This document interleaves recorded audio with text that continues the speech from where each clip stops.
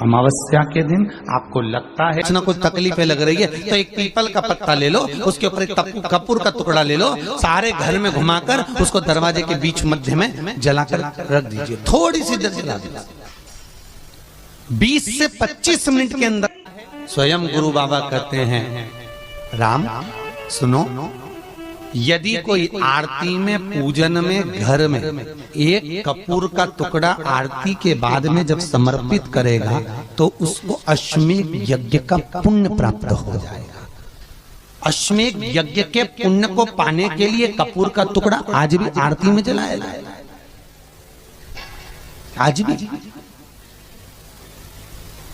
एक कपूर का टुकड़ा सुख का, इसीलिए हमारे यहाँ शास्त्र कहता है महाराज, जब आपको घर में अगर ऐसा लगने लगे कि 15 दिन से बहुत बेचैनी है, बहुत दुख तकलीफ लग रही है, कोई ना कोई बीमार पड़ रहा है, कुछ ना कुछ तकलीफें लग रही है, तो एक पीपल का पत्ता ले लो, उसके ऊपर एक कपूर का टुकड़ा ले लो, सारे घर में घुमाकर उसको दरवाजे के बीच मध्य में जलाकर रख दीजिए। थोड़ी सी देर जला दीजिए, 20 से 25 मिनट के अंदर मकान में एनर्जी वापस आ जाएगी, उस भवन में एनर्जी वापस प्राप्त हो जाएगी।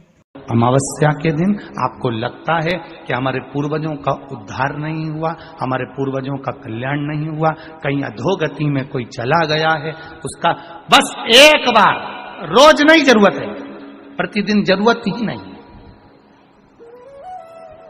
महीने में एक बार अगर अमावस्या के दिन भी आपने चंदन के थोड़ा सा चंदन अगर मेरे देवाधिदेव महादेव को 7 स्थान पर समर्पित किया है। अशोक यहाँ पर वर्णन कर रही है, मैना, धन्य और कला की कथा कर रही है। तीनों ने सनकादि ऋषियों से मांगा। चंदन भगवान को अति प्रिय होता है और चंदन ही एक ऐसा होता है जो पितरों को भी प्रिय होता है, जिसका स्पर्श मात्र लगने से पूर्वजों का कल्याण हो जाता है, वो चंदन है। 7 स्थान शिवलिंग के बताए हैं, जहां पर भूल से भी अगर कोई चंदन की उंगलियां लगा देता है, 7 स्थान ऐसे हैं जहां चंदन की मात्र उंगलियां लगा देने से ही शिव पितृलोक के पितरों को मुक्ति प्रदान करके वैकुंठ लोक का निवास दे देते हैं। 7 स्थान, और वो 7 स्थान जो चंदन के बताए गए हैं, पहला भगवान देवाधिदेव महादेव के शिवलिंग पर चंदन का लेपन। समझ लेना जरा बहुत अच्छे से। आपको लगता है स्वप्न में कोई मुर्दे दिख रहे हैं, या कोई जल रहा है, या कोई मर रहा है, या कोई चला गया है, ऐसा भय लगता है। बच्चों को मानी भेजूंगी ऐसा हो जाएगा, पति को मानी भेजूंगी ऐसा हो जाएगा, कोई हमारे कोई गलत तो नहीं कर रहा है, आपको लगता है। 7 स्थान चंदन के बताए महाराज। पहला शिवलिंग,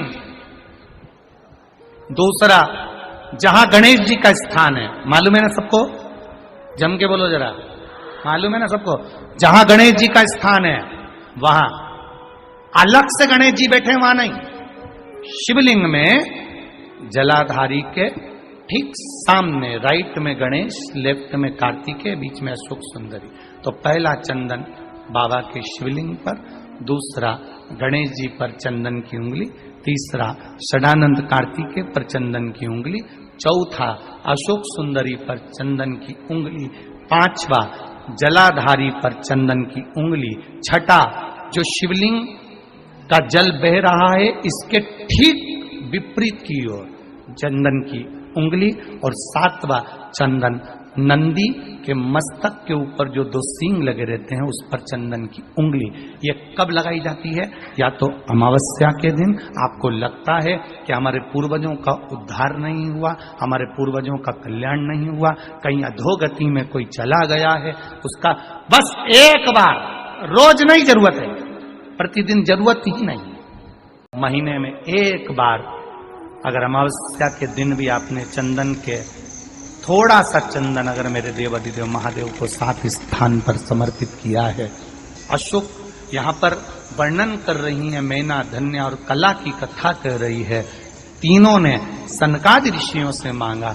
चंदन भगवान को अति प्रिय होता है और चंदन ही एक ऐसा होता है जो पितरों को भी प्रिय होता है, जिसका स्पर्श मात्र लगने से पूर्वजों का कल्याण हो जाता है, वो चंदन का। आपके घर में पितृदोष है, आपको ऐसा महसूस होता है,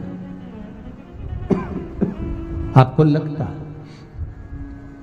तो किसी भी नवरात्रि के पहले जो अमावस्या पड़ती है, मान लो अपन अमावस्या पड़ी, आप एक अंदाजा लगाइए, तो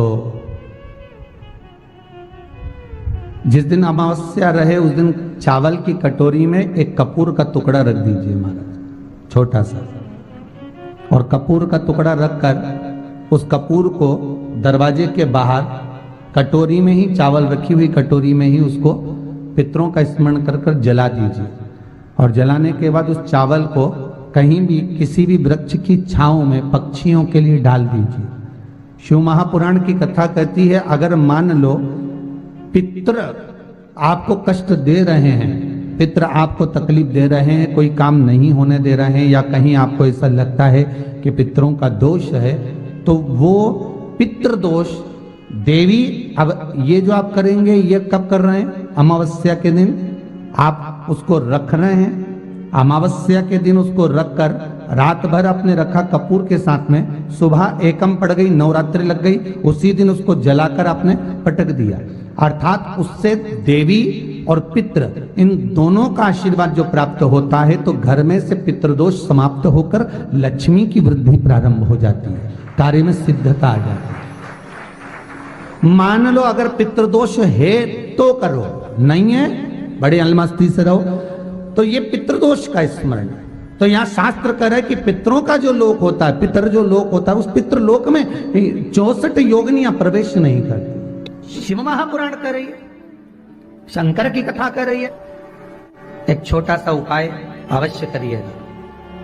मान लो आपको लग रहा है कि आपके घर में पितृदोष है, आपको ऐसा महसूस होता है, अमावस्या पड़ती है, चावल की कटोरी में एक कपूर का टुकड़ा रख दीजिए महाराज, छोटा सा, और कपूर का टुकड़ा रखकर उस कपूर को दरवाजे के बाहर कटोरी में ही, चावल रखी हुई कटोरी में ही उसको पितरों का स्मरण कर कर जला दीजिए। और जलाने के बाद उस चावल को कहीं भी किसी भी वृक्ष की छांव में पक्षियों के लिए डाल दीजिए। शिव महापुराण की कथा कहती है, अगर मान लो पितृ आपको कष्ट दे रहे हैं, पितृ आपको तकलीफ दे रहे हैं, कोई काम नहीं होने दे रहे हैं, या कहीं आपको ऐसा लगता है कि पितरों का दोष है, तो वो पितृ दोष देवी, अब ये जो आप करेंगे ये कब कर रहे हैं? अमावस्या के दिन आप उसको रख रहे हैं, अमावस्या के दिन उसको रखकर रात भर आपने रखा कपूर के साथ में, सुबह एकम पड़ गई, उसी दिन उसको जलाकर आपने पटक दिया। अर्थात उससे देवी और पितृ इन दोनों का आशीर्वाद जो प्राप्त होता है, तो घर में से पितृदोष समाप्त होकर लक्ष्मी की वृद्धि प्रारंभ हो जाती है। श्री शिवाय नमस्तुभ्यं, हर हर महादेव। पूज्य गुरु जी पंडित प्रदीप मिश्रा जी के द्वारा अमावस्या के विशेष उपाय बताए हैं।